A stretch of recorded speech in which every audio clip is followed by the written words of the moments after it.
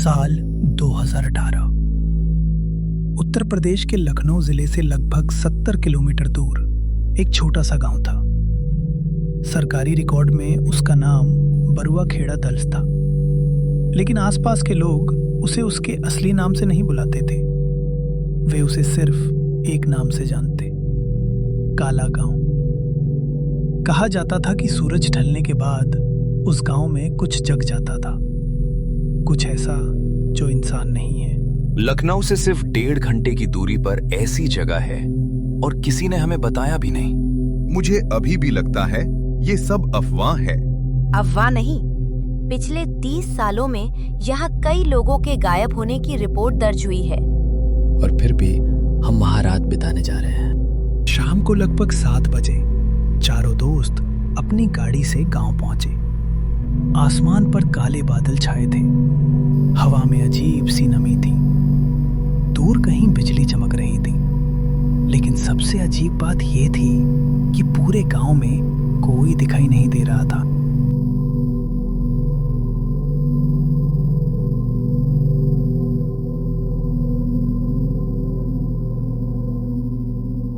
किसी ने कुछ नोटिस किया क्या?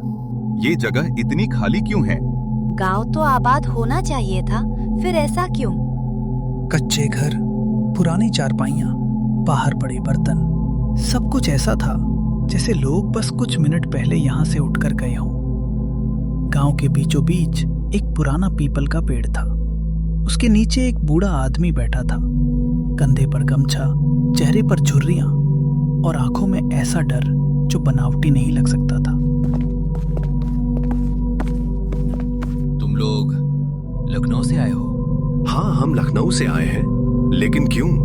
तो फिर मेरी बात मानो, अंधेरा होने से पहले यहाँ से चले जाओ। क्यों? ऐसा क्यों बोल रहे हैं आप? क्योंकि रात में गांव के लोग वापस आ जाते हैं, लेकिन यहाँ तो कोई है ही नहीं। यही तो डर की बात है। ये कहकर बूढ़ा आदमी वहां से चला गया। रात का समय, चारों ने गांव किनारे बने एक पुराने मकान में रखने का फैसला किया। अंधेरा तेजी से फैल रहा था। दूर किसी मस्जिद से अजान की आखिरी आवाज आई और फिर पूरा इलाका खामोश हो गया। क्या तुम लोगों को भी लग रहा है कि यहाँ कुछ गड़बड़ है? हाँ। कुछ गड़बड़ नहीं है, केवल डरावना माहौल है बस। रात में 10 बजे के आसपास अचानक पूरे गांव में एक साथ कुत्तों के रोने जैसी आवाज आई। फिर सब कुछ एकदम शांत हो गया। सुना तुम लोगों ने ये आवाज? मुझे लगता है कोई यहाँ है। कौन है? कौन है वहां? लेकिन कोई जवाब नहीं। उसी समय घर के बाहर से कदमों की आहट सुनाई दी, जैसे कोई घर के चारों ओर घूम रहा हो, धीरे धीरे, बिना रुके। बाहर कोई है? हाँ हाँ, बाहर कोई है। मैंने भी कदमों की आहट सुनी। कोई बाहर नहीं जाएगा। लेकिन अंश खुद को रोक नहीं पाया और वो बाहर की ओर चल पड़ा। बाहर जाते ही उसने कुछ ऐसा देख लिया कि उसका चेहरा उतर गया और वो डरकर अंदर चला आया। तभी राघव। क्या हुआ? वो मुझे देख रहा था। मुझे नहीं पता वो कौन और क्या था, लेकिन उसकी आंखें बहुत डरावनी थी। रात 12 बजे अचानक पूरे गांव में धीरे धीरे लोगों के फुसफुसाने की आवाज आने लगी। ये सुनकर चारों घर से बाहर निकले और जो उन्होंने देखा वो देखकर उनके पैरों तले जमीन खिसक गई। जहां कुछ घंटों पहले एक भी आदमी नहीं था, वो अभी दर्जनों लोग इकट्ठा थे। ये लोग कौन हैं? पहले तो यहाँ नहीं थे और ये कितने डरावने हैं। कौन हो तुम लोग? कोई जवाब नहीं, सिर्फ वो लोग उनको ही देख रहे थे। गांव का कुआं। गांव के बीच एक पुराना कुआं था। लोग कहते थे कि सारी मुसीबत की जड़ वहीं से शुरू हुई थी। चारों कुएं के पास पहुंचे और फिर मीरा ने कहा, मैंने पुराने रिकॉर्ड में पढ़ा था कि 1979 में कई लोग इसी कुएं के पास से गायब हुए थे। तभी कुएं का पानी अचानक सूख गया और नीचे से कुछ आवाजें आने लगी। हम अकेले हैं। तुम लोगों ने कुछ सुना?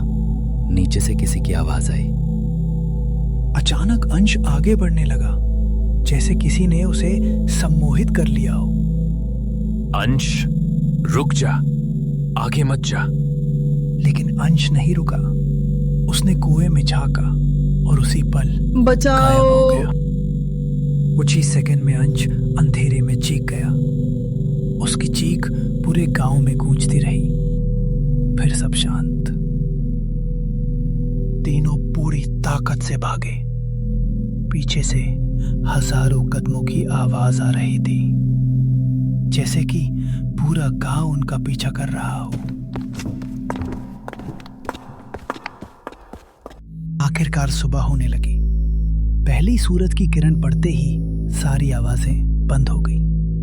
जब उन्होंने पीछे मुड़कर देखा, वहां कोई गांव नहीं था, सिर्फ खाली खेत थे, मानो वहां कभी कुछ हुआ था ही नहीं।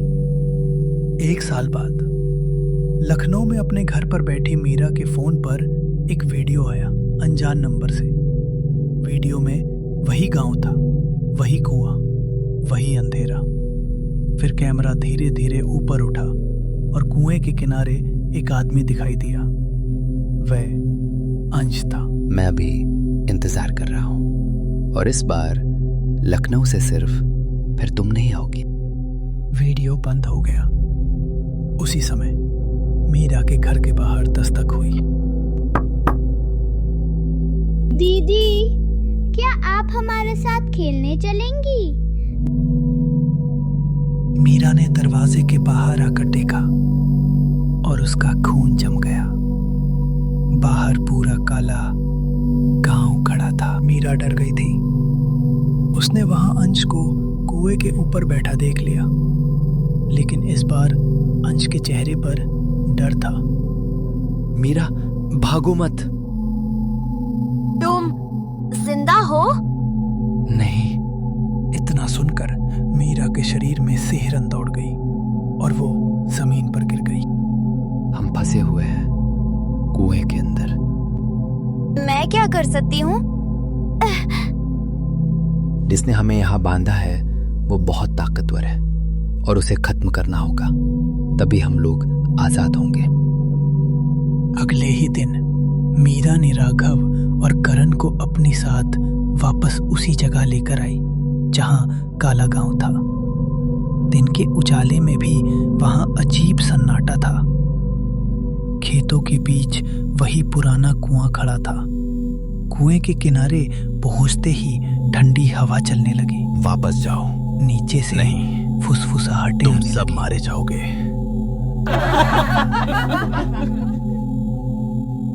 लेकिन मीरा ने हिम्मत नहीं हारी। पुराने रिकॉर्ड में उसे एक बात मिली थी। 1979 में गांव के बच्चों के गायब होने से पहले एक तांत्रिक ने इसी कुएं के पास एक अनुष्ठान किया था और उसी की वजह से सबकी आत्माएं बन गई थी। अगर उसकी वस्तु नष्ट हो जाए तो सब आजाद हो जाएंगे। कुएं के अंदर उतरने पर मीरा को एक लोहे का पुराना संदूक मिला। उसमें एक गलत ताबीज रखा था, वही ताबीज जिससे सब शुरू हुआ था। मीरा ने तभी ताबीज को कुएं के ऊपर रखा और हथौड़े से मारकर उसको तोड़ दिया। उसे मत तोड़ो। अचानक सब शांत हो गया। हवा रुक गई, सीखें बंद हो गई और कुएं के अंदर हल्की सुनहरी रोशनी फैली और सब मुक्ति पा गए।